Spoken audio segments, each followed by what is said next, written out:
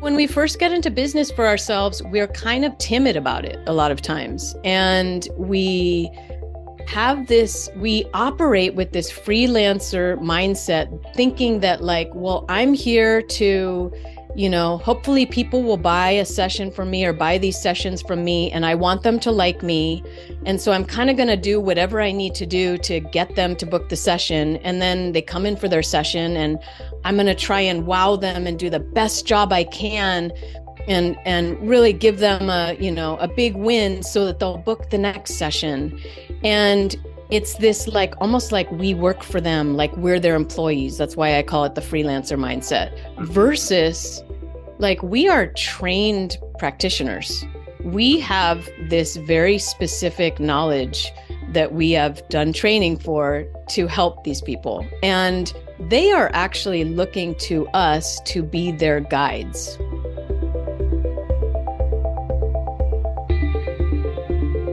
Welcome to another episode of the Health Coach Academy podcast. I'm your host, Omar Cumberbatch of OmarCumberbatch.com. As always, love that you join in listening to all the new and well in the health coach space. And today we have an amazing guest.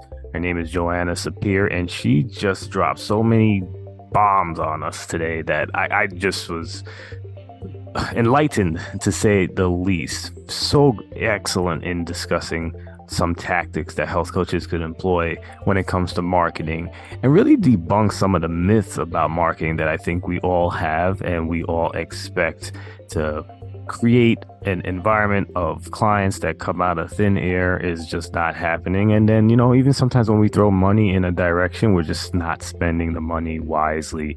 So there has to be some kind of process to it. And of course, the marketing part of it has to do with the sales part of it as well. So they go hand in hand. And I think Joanna explains that wonderfully. So really excited to have her. She's definitely one of these people who I have to have a part 2 on. And I definitely am going to have a part 2. So I'm really excited about that. As always, please leave a rating and review so I can continuously get awesome guests like Joanna on the show. Also, if you have not checked out the podcast course, it is available on my website. Take a peek at it. If you know anybody who's interested in boosting their podcast or just starting a podcast that helps get clients in the door and really aim to be in front of your ideal clients, that is the course to go with. Doing a lot of different things with that at this point, and the feedback has been awesome. So let's jump into the show. Hey, Joanna, how are you today? Welcome to the show. Thanks for having me, Omar. I'm excited to talk to you today. No, I'm very excited to have you. We're really excited about the concept of marketing, and there's so many different angles we can go, and I'm sure that we're going to dive into a few. But I just want people who are listening right now to just get a little better feel for you and what you do. So I just want to give you an opportunity to just give a little bit about your background and how you came into this field. Sure. Well, I think, like probably most people listening, I found myself in business with no background in business. I was a high school history teacher for 10 years, and I taught teachers how to teach history. That pretty much has nothing to do with business. Right. And almost accidentally, sort of very organically, without much vision. Well, I had vision for what I wanted to be, but not business wise. I opened a strength and conditioning gym. And this must be, I don't know, 15 to 20 years ago now. And I found myself in business, and my business actually took off, and it was just me. And I was totally slammed and burning out fast, and realized, oh my goodness, I have to learn how to run a business. This isn't just like working with clients on the gym floor. I got to figure out how to do this in a way that's sustainable for me. And so I set about to learning how to do business, and got myself coaches and guides and mentors, and did as much learning as I could, and started applying what I was learning, and built myself a really great, profitable, sustainable business that I sold in 2017 with the intention of moving into what I do now, which feels like a real combination of my teaching background and my business and health business background in working with wellness practitioners, both brick and mortar and online, in making their businesses more sustainable and resilient and profitable. Yeah, no, that's an awesome origin story. What's interesting too to hear is that you had some great success initially with your gym. Was that accidental? Because obviously you were good at getting people in the door. I would say I wasn't actually. No. I wasn't good at getting people in the door. And when I say it took off, I mean, people were showing up. I was serving clients, that's for sure. But and I had people that I had to serve every day. We were running group it was just me at that point. There were group classes and there was one-on-one, and I just knew I had to show up every day. Was it making enough money for me to be able to hire help yet? Probably at that point, no, when I like broke down. Mm, It definitely was not. I mean, it was just I couldn't tell you, Omar, at that point, like how much money I was making because that's how clueless I was about sort of running my business. mhm, But there were definitely clients. And actually, to get into some of what we're talking about today, I was not doing anything in particular for marketing. I had some street visibility. I did throw some flyers around town. I had a website and people were finding me. And people would actually show up, walk into the gym, or they'd call or they'd email like contact through the website. And they'd be like, hey, this is cool. I'm trying to find out, more about it and how much does it cost? mhm, And I didn't have a clue how to handle that. I would just do what I thought I should do, which was, try to have a nice conversation with them and answer their question and tell them the price. And like, you know, 8 times out of 10, 9 times out of 10, they would say, okay, thanks. And like walk away or hang up or, I'll get back to you later or that's cool or I'll think about it or whatever. And so I actually really had no idea how to get clients, mhm. which I think what I'm here to talk about today is how do you actually get clients? Because marketing doesn't get you clients, but what does is a sales process of some sort. Okay, good, good. So yeah, I'm glad that you brought it up because that's definitely a huge component. So I guess to get this conversation kind of started, what is your definition of marketing then? Because there's definitely a layer to this that is essential for all health coaches to move forward in that process. So can you define that for us? Sure. Well, I mean, I think in some ways what we think of as marketing is accurate, and in other ways it's not. So most of us think, well, I need visibility. I need to get out there. I need to get out there more. People need to know who I am and what I'm doing. That is marketing. People do need to know who you are, and people need to know what pains and problems you can help them with, and what goals and desires you can help them achieve. People need to know that, but that's not what turns them into clients. So I say that marketing is your visibility. It's how you attract attention. It's how you attract leads, but it does not turn them into clients. And I do think it's a big mistake when people try to sell through their marketing, as in, let's say it's social media posts and they're trying to sell sessions or sell programs.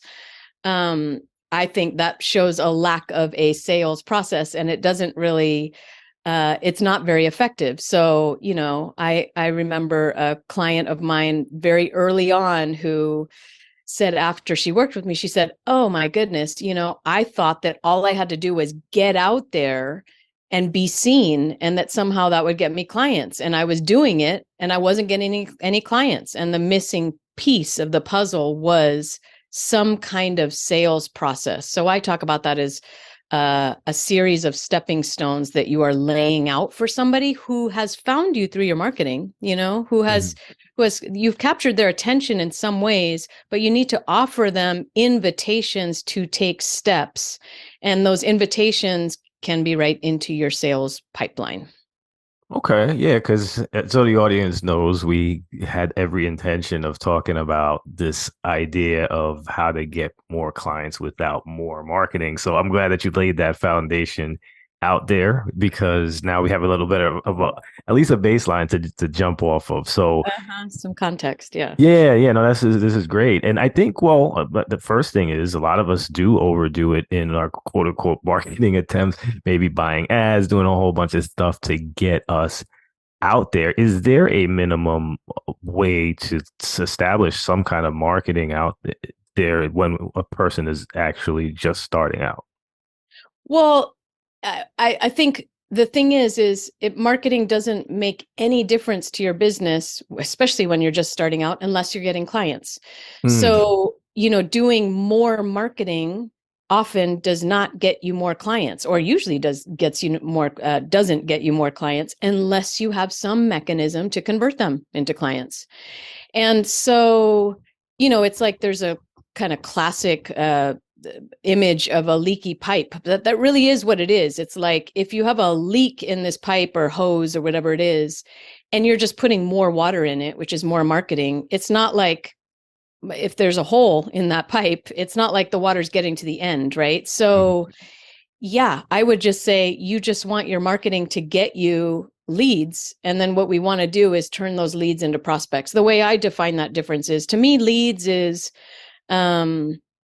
anybody who's in your sphere, and particularly in my business, we call leads somebody once they've opted into our email list. So once we have them on our list, in our audience, that's a lead, but they're still not a prospect until they actually accept an invitation to, like I said, get into the sales pipeline. So the way I teach that usually is the invitation, the beginning of the sales pipeline is an invitation to a free consultation.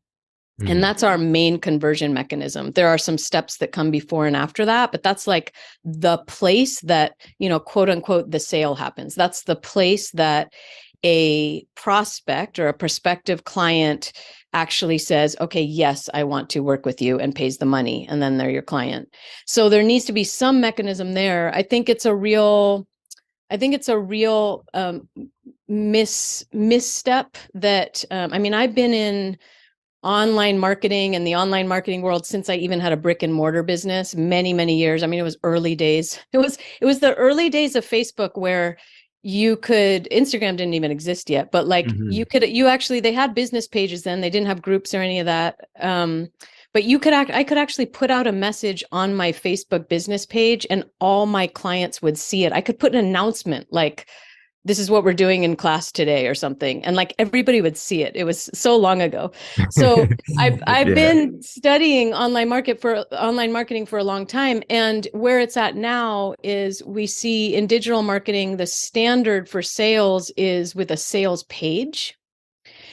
And I really strongly believe that in a business like health coaching, any health and wellness services where you're working directly with your clients, I think that your sales process needs to be directly with the prospective client. And that's through a conversation, not a sales page. So this is your opportunity to really have a really in-depth conversation with someone to make sure that you can actually help them and to get their full commitment to what it's actually going to take for them to reach their goals.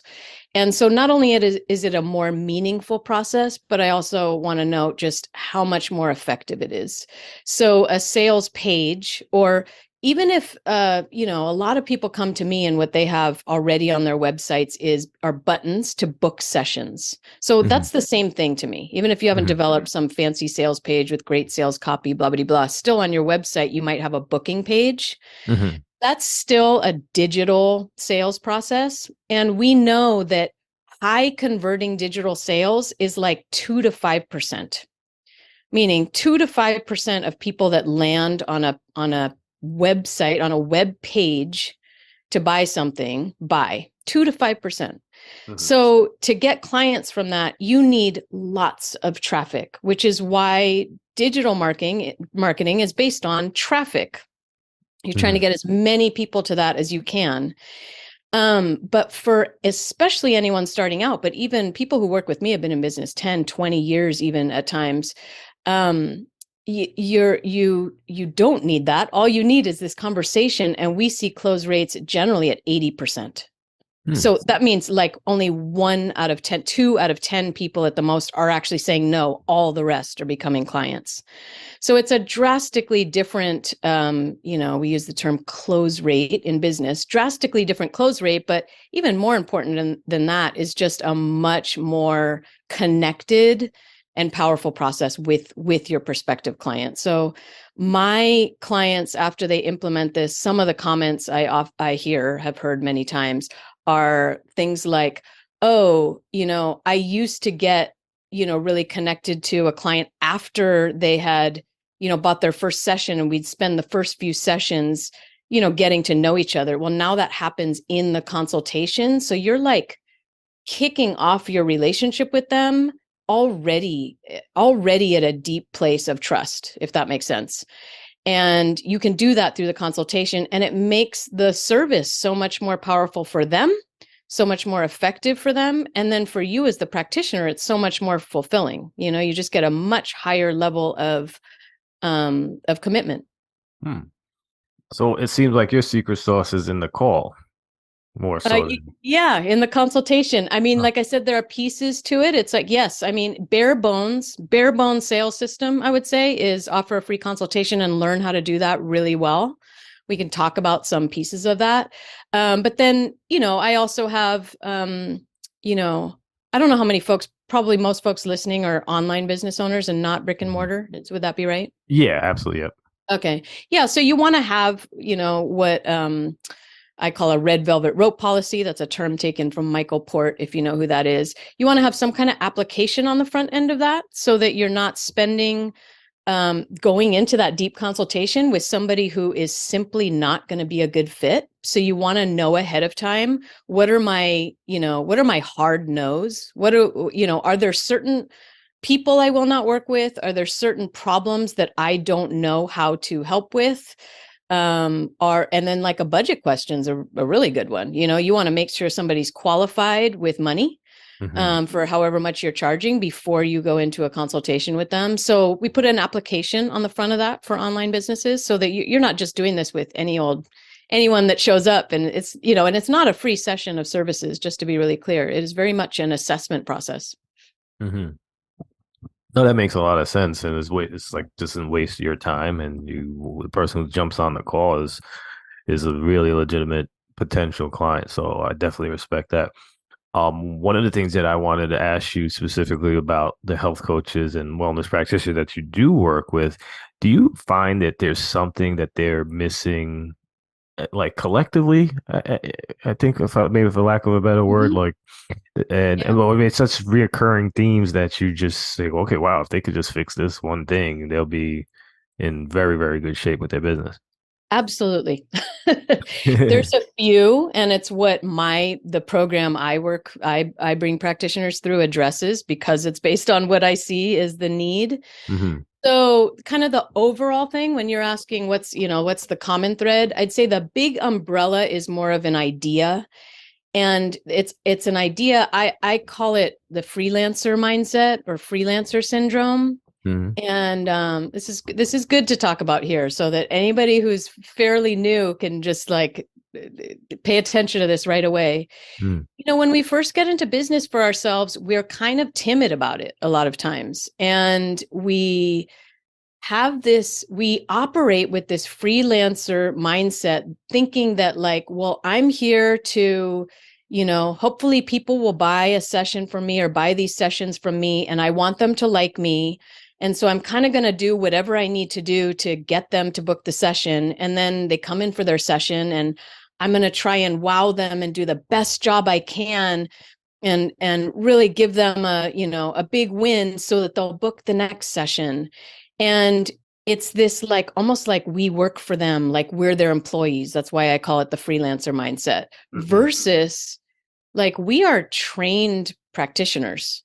We have this very specific knowledge that we have done training for to help these people. And they are actually looking to us to be their guides. So for example, one of the classic mistakes that, I've as a prospective client have run into this multiple times, where I might call a practitioner about services or whatever, get on the phone with them or online, whatever it is. And they say to me, well, what are you looking for? Well, it doesn't really matter what I'm looking for. I mean, for us as practitioners, the question is, what's going on with you? Like, why are you reaching out? What are the problems you're facing, or what are the goals you want to reach? It's not what are you looking for? What are you looking for automatically puts us into this mode of, okay, I'm going to be what you want me to be. Mm. right? And that's not our job. Our job is to actually help people achieve their goals. And that means giving them what they need, not what they think they need or think they want. The fact is that, I mean, this is a good topic to get into on another time about marketing, but like marketing very much is about educating your audience about where they're going wrong, because they almost always are. They haven't found the answer. That's why they're looking. Mm-hmm. And so our prospective clients don't know what they actually need. That's our job to provide an assessment of that for them. Mm-hmm. So let's see, I already lost my train. Oh, this freelancer mindset. Yeah. So that's like kind of a number one thing of like overall, that even people who have been in business for a long time often kind of think like their job is, or underneath it all, they may not be conscious of it, but kind of operate from this place of wanting to be liked so that people will keep coming back. When that's not truly serving the client. So that's the big picture. But then operationally and just very kind of systems wise, the fixes that I see to businesses and people who are established is, number one, in their programming and how they package their services, and two is in exactly what I've been talking about, which is in their sales process.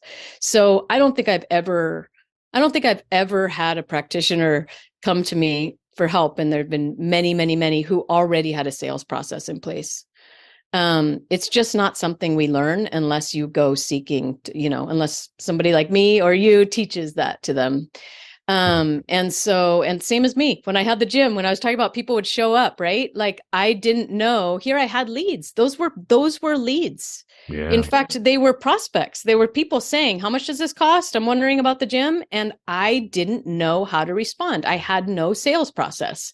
I was just completely winging it and losing most of those leads. And so then we get into this negative spiral of going, well, I need to do more marketing because I need more clients, when here's people actually calling you or emailing you, or contacting you through your website, and you're just losing them because you don't have a process for converting them properly. Mm. So sales process. And then, as I said, that was the second thing. But the first thing I mentioned is how we package our services. So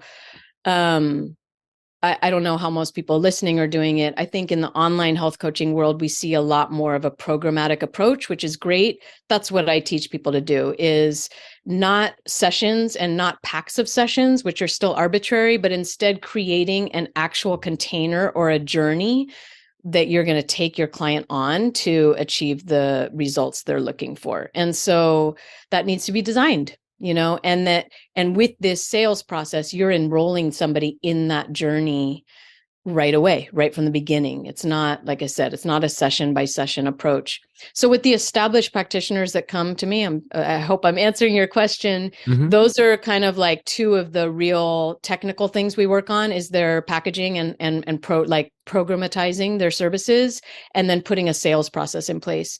And it makes a massive difference without more marketing, because if you even get, let's say, like 5 leads a month or 5 prospects a month, if there's like 5 people a month reaching out to you, and you have a sales process that converts 80 of them, and you're enrolling them in like a committed program that's 3 months or 5 months or 6 months or whatever it is, that's 3 new clients a month that you know how to enroll in these long-term services, you're full, like pretty easily, Mm-hmm. without having done more marketing. So you do not need a whole bunch of leads, you just need a handful of people stepping forward and saying, yeah, taking your invitations that you put out and saying, yes, I'm accepting your invitation. I'd like to talk with you.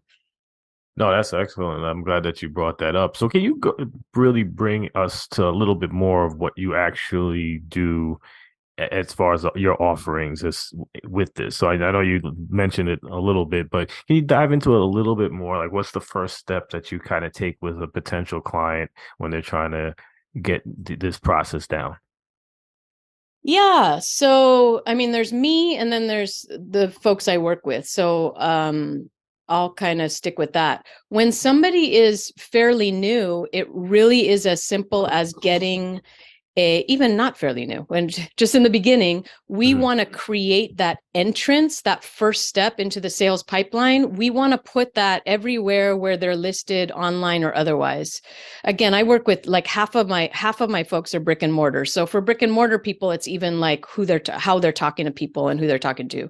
Mhm. But as far as purely online, you want to go into any of the places where you're listed online. So your website, of course, Instagram or whatever socials you're on, any directories you're listed on, any of that stuff. And you want to go there and make sure that what's available there is an invitation to schedule a free consultation. Gotcha. That's what the beginning is, right? And then it's like any of the marketing you are putting out, you put that invitation in there. Maybe not every time, and maybe not even 90% of the time, but every I'd say at least 20% of the time, right? You're really building value with people and saying, to work on this yourself, I invite you to schedule a free consultation. Or if this is an issue for you, I invite you to schedule a free consultation, right? So that's there, and that's the beginning of the sales pipeline. Then with my clients, we automate a whole bunch of that. So for example, the online application is an automated part of that. And then we do what we call a prime and prep sequence, which is, you said before, secret sauce. This is what I consider my secret sauce of my sales pipeline, just because it's fancy and it really works. Mm. But we send a series of three emails that are, as I said, priming and prepping your prospect for the consultation. And so that's getting them ready for the consultation. I know I've scheduled, discovery calls. These can be called anything. Your consultation might be called a discovery call, a clarity call. For health coaches, it might be very specific to what they do, your gut health call or something like that. And I've scheduled so many calls like that where there's nothing happens between, now and when I am having the call. Like, it's just in my calendar. That's another little tip I'll just throw in there, which is when you set up, this should be an automated scheduler so that there's none of this like back and forth email tag. You'll lose people that way for sure. You want it to be automated. And you don't want to set your scheduler to let people book out way far in advance, especially when we're talking about health. Mm-hmm. It takes a lot of guts and courage. I think we forget this. It takes a lot of courage for our prospective clients to actually take action to address something. I had an experience when I owned my gym that I try and remember all the time. I've told this story publicly before, but I was waiting. Our consultations happened in person there, and I was waiting for somebody, and they were like 10 minutes late for their consultation. So I picked up the phone and I called the number. It was a guy, and he said, "Oh yeah, I'm actually out here. I'm outside your gym sitting in my truck, and I'm just trying to get the courage to come in." Wow. And it's just such a good reminder that it's hard. You know what I mean? Like, people know, like, there's lifestyle change ahead of you, or they've been struggling with some kind of health issue for a long time. Yeah. And they may have tried so many other things. Do you know what I mean? So this is a big thing. Anyway, all that's to say that you don't want your scheduler to offer something like 3 weeks away, not even 2 weeks away. I would limit it to within the next week, because if somebody finally had the courage to go, okay, I want to do this free call to see if this person can help. We want to get them right when they're in that moment, feeling that, you know what I mean? Feeling ready, Yeah. feeling courageous to do it. So you don't put it too far ahead, and then you nurture them a little bit before the call, getting them ready for the call, getting them ready for what it's going to be like, what you're going to do there, sharing other clients' stories. You can give them some background on you so that you're already building your authority. They know who you are and they know you're legit, and so on. And then, yes, the consultation itself, like I said, you can call it different things, but that is really the crux of it. That is really where the magic happens. Yeah, no, just to spin back about that time lapse between the interest and actually getting on the phone with them. It's like people want stuff now. Like, even if you book and you jump on the calendar and you don't see anything available for quite some time, you're like, all right, I have to look for somebody else at that point. It's That's really right. Yeah, so I'm glad that you did bring that up.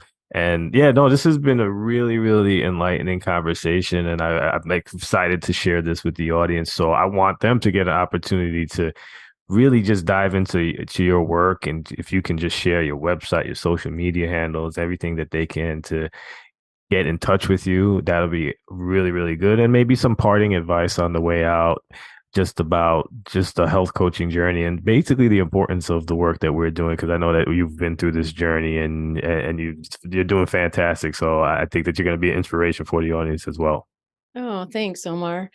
Yes, I do have a free training which lays out my whole framework that includes everything I've talked about and a bit more in terms Wow. of what's needed to create a sustainable and profitable health business. And so that is available for your listeners at joannasapir.com/HCA for Health Coach Academy, joannasapir.com/HCA. And so my name is Joanna, Joanna, and my last name is weird. Sapir is spelled S like Sam, A, P like Paul, I-R, joannasapir.com/HCA.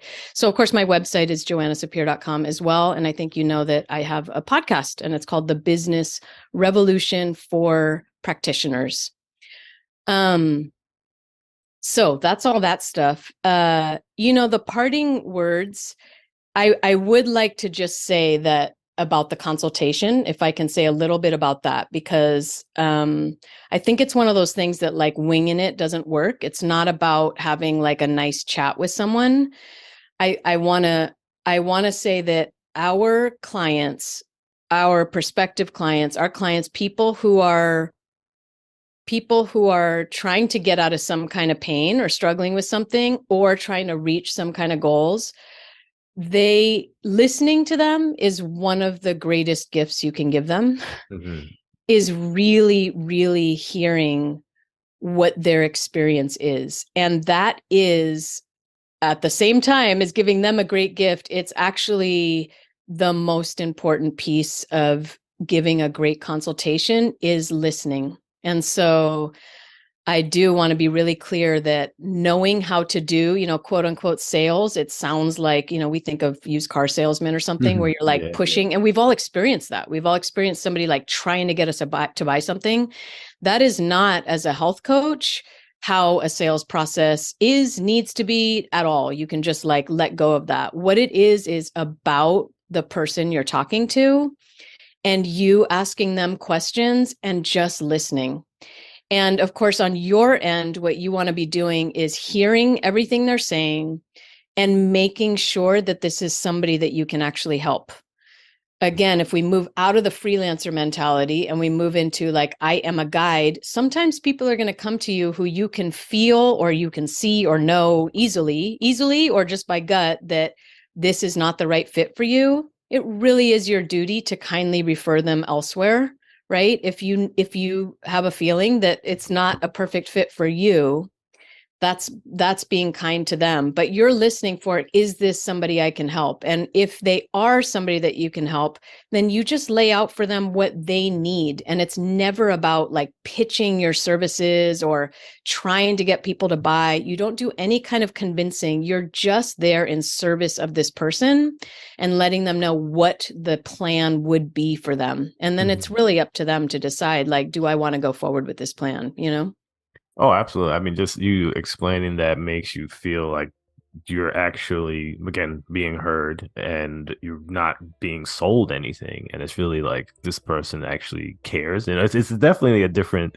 feeling than the used car salesman who's like shoving something down your throat and like making you buy something. Right. So you explained it very well. Yeah. Well, Joanna, you've been fantastic. There's so many different avenues we could have took of this show, but I think that you've covered something that's really important for us health coaches out there. So I thank you for your time and being on the show. Thanks for having me, Omar. Great talking to you. Likewise. Have a great rest of the day. You too. Hope you enjoyed listening to today's episode of the Health Coach Academy podcast. If you did, jump over to iTunes and leave a rating and or review. It goes a long way in helping get this message out to our fellow health coaches and people in our industry. Also, if you can, jump over to my website, omarcumberbatch.com, where I give out a lot of freebies, including my 5-day sugar challenge for people who are having issues with sugar. And also for health coaches, I have the book, Hidden. It's the 6 not so obvious ways to get your clients unstuck. Have a great day.